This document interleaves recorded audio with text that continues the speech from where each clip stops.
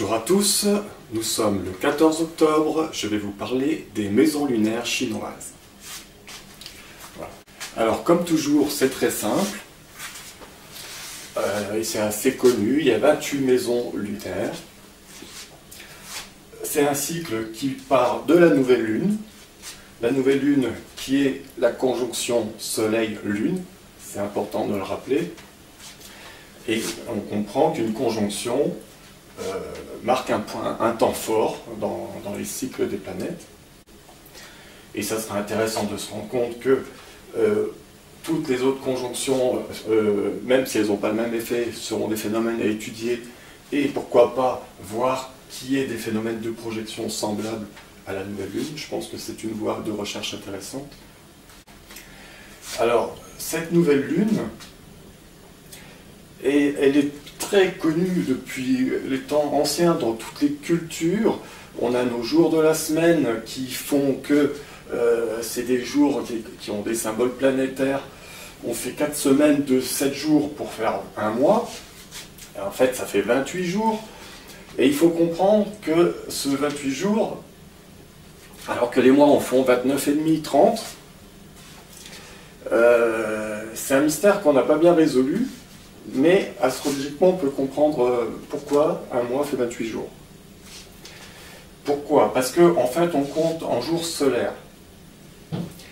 Et on compte un mois lunaire, c'est un mois qui, de la conjonction du Soleil et de la Lune va faire son cycle, elle va revenir au même endroit, mais le Soleil, entre-temps, aura avancé d'à peu près 29 degrés et demi. Donc, il va falloir encore rattraper ce temps-là. Et pourquoi 28? Alors, ça devrait faire 29,5. La seule explication que j'ai, c'est qu'on ne compte pas en jours solaires, mais en jours lunaires. Un jour lunaire fait à peu près 24h50. Donc, ils sont plus longs que les jours solaires. Pourquoi? Parce que dans sa progression secondaire, la Lune va beaucoup plus vite que le Soleil. Elle fait 13 degrés quand le Soleil en fait 1. Ce qui fait qu'à la fin de la journée, elle est 13 degrés en retard dans sa progression secondaire. C'est ce qui fait la différence de temps entre le Soleil et la Lune sur une journée. Donc si on compte des jours lunaires, on verra qu'il y aurait 28 jours lunaires effectivement d'une lune à l'autre. Et astrologiquement, apparemment, c'est compatible avec ces signes. Alors ces signes chinois sont connus apparemment depuis le VIe siècle, mais ils existaient déjà avant, parce que sous forme de constellations. Alors, constellations sur des mois lunaires, on a du mal à comprendre le rapport. Et ça, il va falloir comprendre. Parce que comme le calendrier lunaire, il faut comprendre qu'à l'époque, on n'avait pas d'informatique. Et c'était pas simple. Et la seule chose visuellement concrète qui nous aidait à calculer des maisons lunaires, l'écliptique, etc., ce sont bien les étoiles. Ce sont des repères importants. En plus, ça fait des petits dessins, on peut mémoriser, on peut leur donner des symboles. C'est important, j'en ai parlé dans ce zodiaque-là, parce que sur l'écliptique, c'est moins évident, mais sur les mois lunaires, on se rend bien compte que ça cloche. Et c'est bien ce problème de superposition des cartes. Les gens mettaient toutes leurs connaissances, ils marquent les heures, les mois et tout sur une seule représentation. Et le souci, c'est qu'on arrive à faire des constellations sur un mois lunaire, alors que la Lune, tous les mois, elle change de place. Hein. Comment on peut faire partir un calendrier comme ça? C'était une base, parce qu'à l'époque, ils avaient des sortes de petits mobiles. Donc on met les constellations. Après, une fois qu'on on repère la Lune par rapport à une étoile, il suffit de déplacer ces disques et on avait tout le cadran dont on avait besoin. Donc on ne peut pas faire des étoiles fixes. Et le même problème se produit pour les maisons indiennes, pour tout. Il y a des maisons arabes, turques. Et à chaque fois, on trouve ces constellations. Il y a même des étoiles fixes. Voilà. Et alors, pourquoi pas? Moi, je ne sais pas si, effectivement, ça correspondrait à un zodiaque comme l'écliptique, comme le Soleil qui traverse l'équateur qui fait le Bélier, si la Lune passe l'équateur aussi. Donc peut-être que là, les étoiles seraient un meilleur repère. Mais en l'occurrence, on n'a pas cette source, astrologiquement, on n'en parle pas. Et il y a des phénomènes aussi, c'est que des fois, non seulement on voit des étoiles qui commencent par là, des étoiles qui commencent par là, mais aussi des étoiles qui commencent par là. Et là, c'est intéressant parce qu'on comprend aussi que, comme le Bélier correspond vers la pleine Lune, qui est, selon certaines cultures, le point de départ du zodiaque lunaire, et dans la culture chinoise, c'est la nouvelle Lune. Alors, il est intéressant dans les symboles, parce que personnellement, par rapport aux maisons lunaires indiennes qu'on avait vues précédemment, des noms d'animaux, c'est plus simple. Pour nous, on se rappelle, et on a beaucoup cette habitude déjà avec notre zodiaque occidental, donc pour s'en rappeler, c'est intéressant. Et en ayant étudié ces maisons, on se rend bien compte que sous un nom différent, on retrouve les mêmes significations que les maisons indiennes, en fait. Hein. À part qu'il y en a une de plus, et comme on ne savait pas trop laquelle par rapport aux Chinois, on a considéré que c'était faisant coq, ça se situait par là. Et parce qu'on a une difficulté quand même avec ces maisons lunaires, c'est que si on représente les 28 secteurs d'un coup, ça va d'une nouvelle lune à la prochaine nouvelle lune. Et sur une carte du ciel normale, on dépasse les 360 degrés d'une carte. On arrive à 390. Et à partir de là, c'est-à-dire quand la lune va faire le tour, elle va revenir à son point de départ, mais à partir de là, il va falloir encore faire ce trajet pour arriver à rattraper le soleil, là, 30 degrés après. Donc c'est compliqué de le représenter sur une carte du ciel, parce que soit on fait une carte que pour la Lune, et là on fait ses secteurs, et on ne peut pas le superposer à l'écliptique.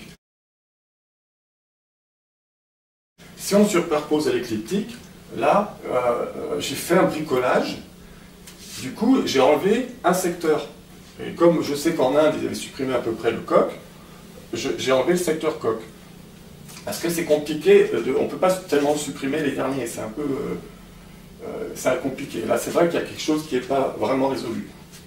Parce qu'en fait, si pour faire 390 degrés, ça ferait des secteurs de plus de 30 degrés. Hein, on arriverait entre 32 et 33 degrés par signe de base, hein, puisque c'est ça qui nous aide à interpréter les maisons lunaires. Toujours le même zodiaque, hein, vous remarquerez. Alors, il y a un phénomène intéressant, c'est que dans l'histoire du zodiaque chinois, on connaît les 12 signes chinois qui correspondent aux 12 années. Ceux-là sont bien connus. Et les 28 signes sont beaucoup moins connus. Pourtant, j'ai vu que ça existait avant les révolutions chinoises. Dans les horoscopes des journaux, ils mettaient des prévisions du mois lunaire avec les 28 signes. C'était pas si secret que ça. Et ça a un peu disparu. Et pourtant, je trouve que ça aide vraiment à interpréter ces maisons lunaires. C'est la mode, je trouve ça partout sur Internet. Les gens ils ont compris que le nœud lunaire était un point d'initialisation d'une énergie pour le mois.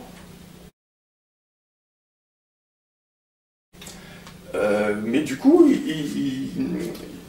ils oublient complètement les maisons lunaires alors qu'ils prennent la nouvelle lune en compte.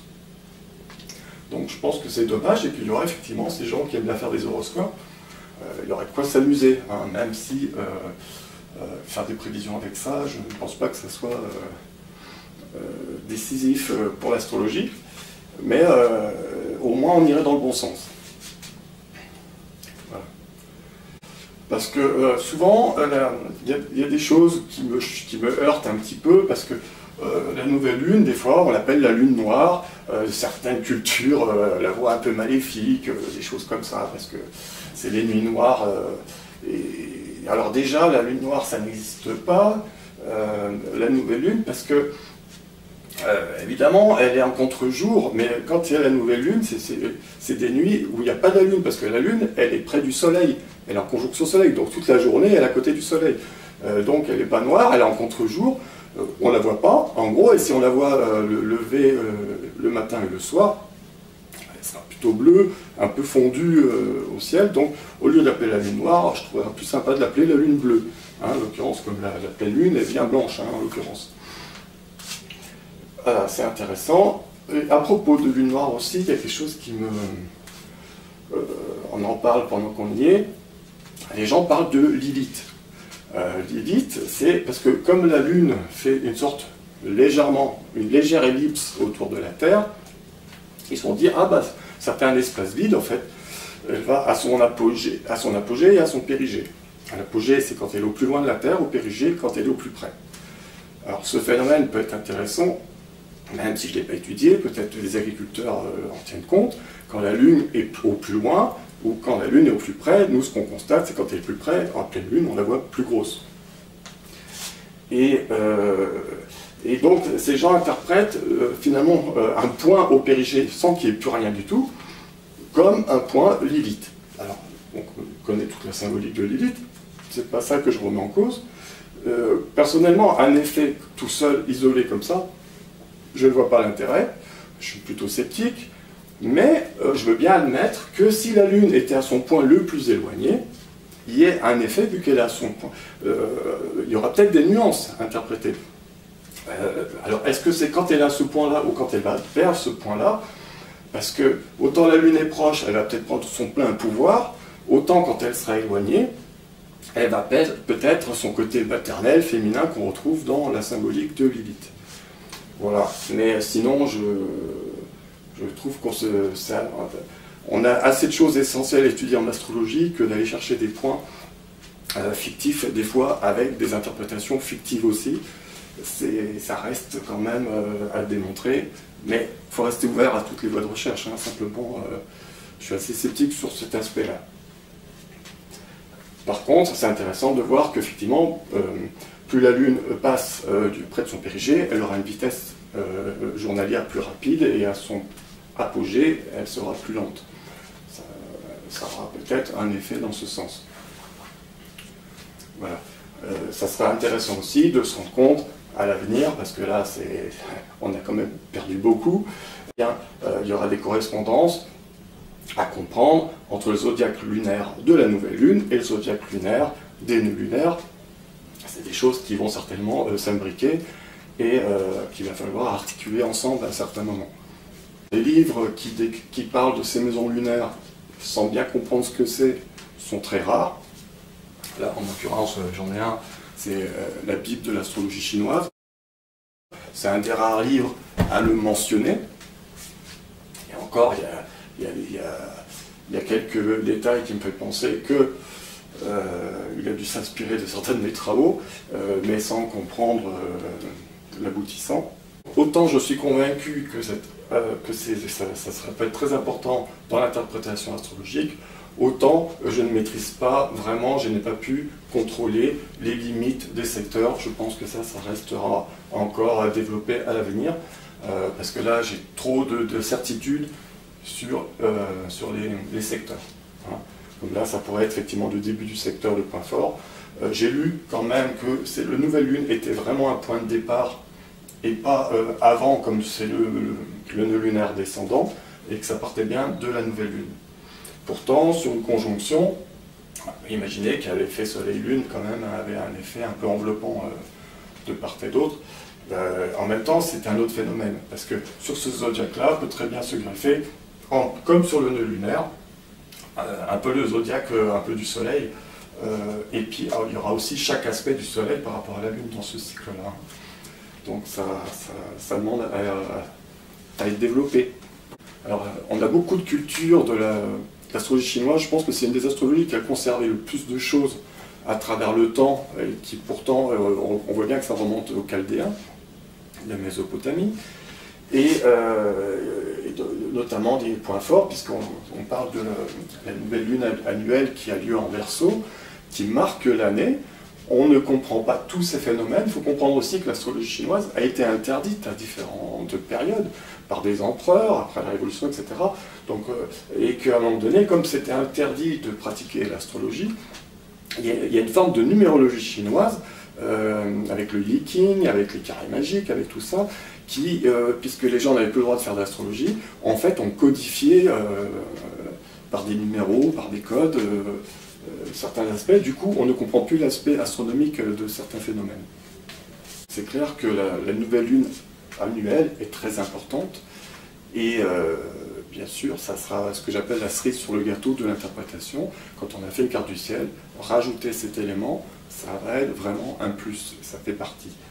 En comprenant bien aussi ce que c'est. On verra aussi qu'on retrouvera le phénomène, les signes chinois dans le phénomène horaire, pareil, avec ces deux éléments supplémentaires, plus tout ce qu'on vient de voir.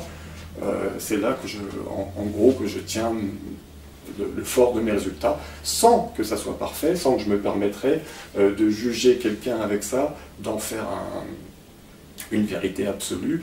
Non, ça reste des tendances. La seule chose qu'on pourra démontrer, c'est que ça ira plus dans un sens, plus dans un autre. Et il faut rester très humble encore là-dessus.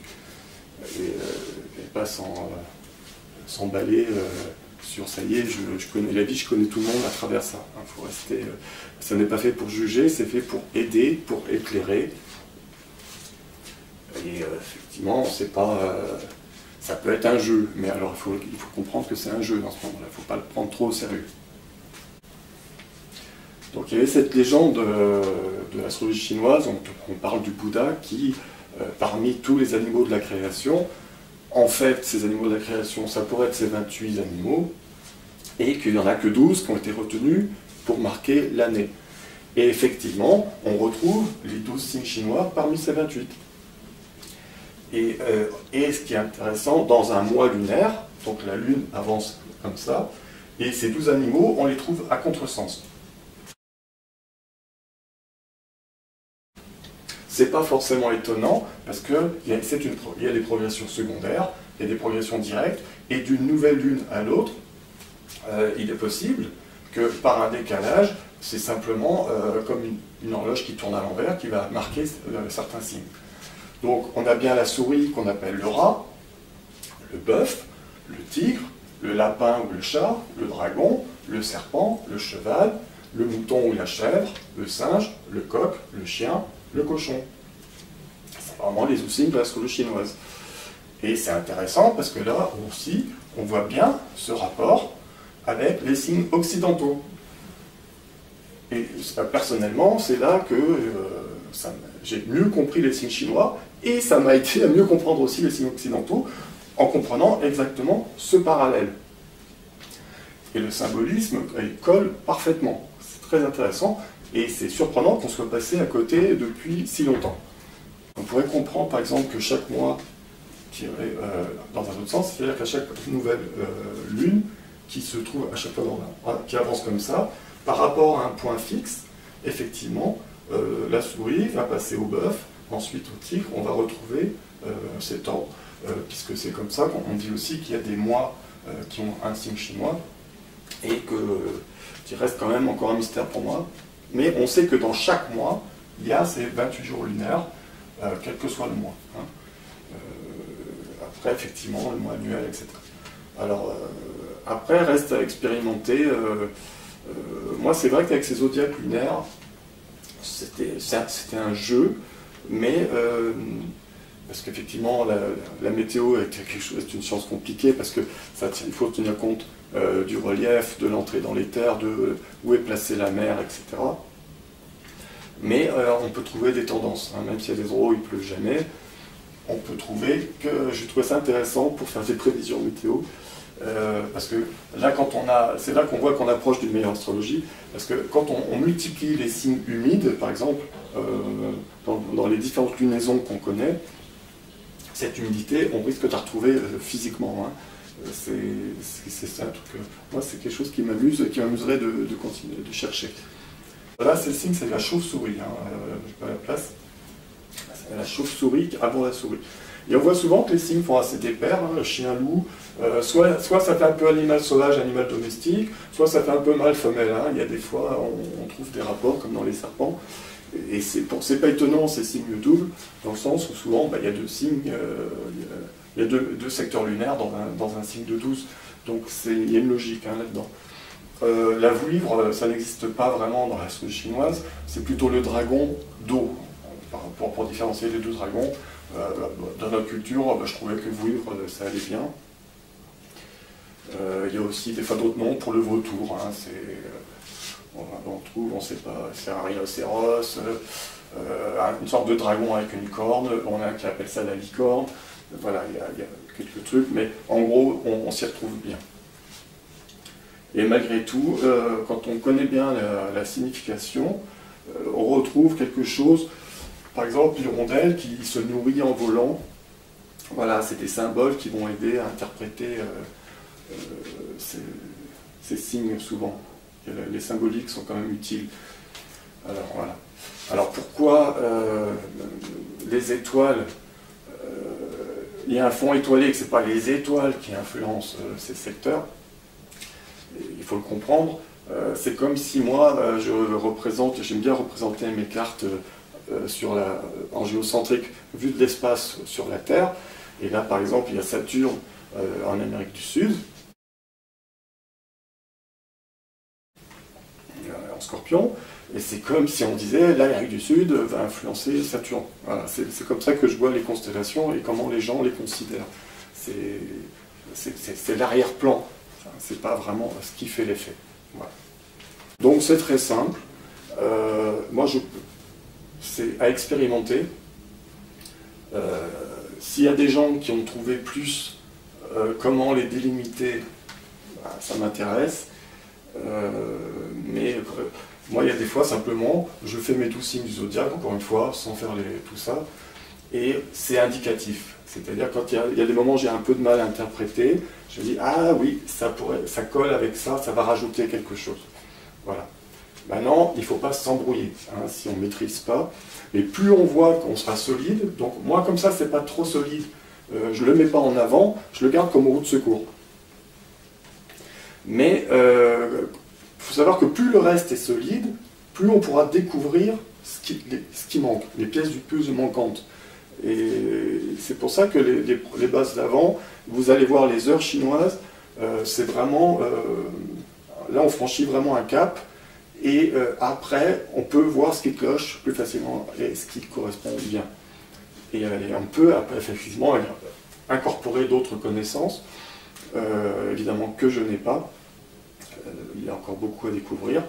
Et par contre, il y a des méthodes de simplification qu'on peut déjà utiliser quand on veut une efficacité de démonstration. Hein. J'ai pas d'autre objectif que ça.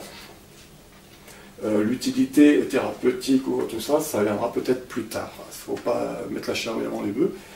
C'est simplement comprendre le phénomène. Voilà. Et démontrer un effet. Voilà, c'est tout pour aujourd'hui. Je vous remercie de m'avoir écouté. À la prochaine. Bisous, bye.